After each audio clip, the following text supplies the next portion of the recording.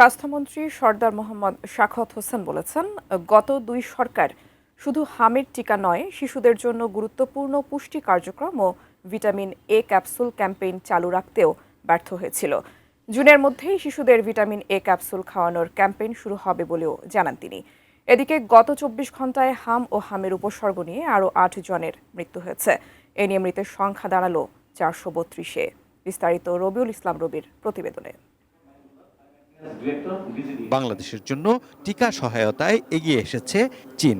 বুধবার চীনা দূতাবাসের একটি প্রতিনিধি দল ৩,৮০,০০০ ডোজের পোলিও টিকার একটি চালান স্বাস্থ্যমন্ত্রীর কাছে হস্তান্তর করেছে। সকালে সচিবালয়ে আয়োজিত টিকা হস্তান্তর অনুষ্ঠানে স্বাস্থ্যমন্ত্রী সরদার মোহাম্মদ সাখাওয়াত হোসেন বলেন, বিগত দুই সরকারের অবহেলা ও তথ্য জালিয়াতির কারণে স্থবির স্বাস্থ্য খাতকে ঢেলে সাজাতে কাজ করছে বর্তমান সরকার। এরই মধ্যে অভাবনীয় সাফল্য এসেছে হামের টিকাদান কর্মসূচিতেও। কোয়ালিটি সম্পন্ন আন্তর্জাতিক মানের steel bar CSRM, committed for better still.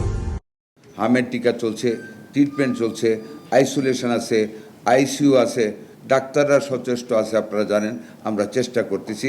আমরা পোলিও ভ্যাকসিনটা আমরা দেওয়া শুরু করব, এটাও দেওয়া কোনো অসুবিধা হবে না। অ্যান্টি রেবিস সম্বন্ধে আপনারা জানেন, আমরা কন্টিনিউ করেছি। একদিনও আমাদের একটা রুগী অ্যান্টি রেবিসের টিকার বাইরে আমাদের কোনো লোক যায় না, আমরা দিয়ে যাচ্ছি।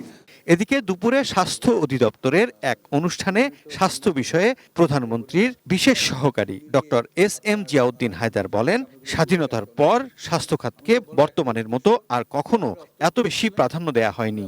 এরই মধ্যে জিডিপির 1% বরাদ্দের ঘোষণাও এসেছে। মাঠ পর্যায়ে ৪২,০০০ স্বাস্থ্যকর্মীর সঙ্গে যুক্ত হচ্ছেন আরও ১ লাখ কর্মী। ইতিমধ্যে সিদ্ধান্ত হয়েছে যে এই বরাদ্দ বৃদ্ধি পেয়ে অন্তত পক্ষে জিডিপির 1% এই বরাদ্দ হবে।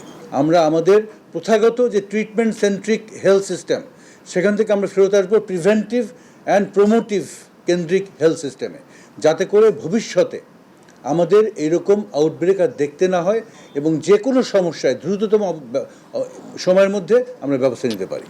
একই অনুষ্ঠানে স্বাস্থ্য অধিদপ্তরের মহাপরিচালক অধ্যাপক ডাক্তার প্রভাষ চন্দ্র বিশ্বাস জানান, ১,৮০,০০,০০০ শিশুকে হামের টিকাদানের লক্ষ্যমাত্রা অর্জনের পথে সরকার। মাত্র ৪ সপ্তাহে লক্ষ্যমাত্রার ৯৫% শিশুকে হামের টিকা দেওয়া হয়েছে বলেও জানান তিনি। হাম নির্মূল এবং সংক্রমণ নিয়ন্ত্রণে আমরা প্রায় ৯৫% শিশুকে টিকার আওতায় ইতিমধ্যে এনে ফেলেছি। আমাদের যে ইপিআর যে রুটিন টিকা সহ আমরা ইতিমধ্যে প্রায় বিভিন্ন ধরনের 10টির বিভিন্ন ধরনের টিকা ৯,৫০,০০,০০০ ডোজ জীবন রক্ষাকারী ভ্যাকসিন সংগ্রহের যে চূড়ান্ত পরিকল্পনা ছিল, তা ইতিমধ্যেই কিন্তু পাইপলাইনে আমাদের ভ্যাকসিন দেশে আসা শুরু হয়েছে। আপনারা জানেন। রবিউল ইসলাম রবি, এটিএন নিউজ, ঢাকা।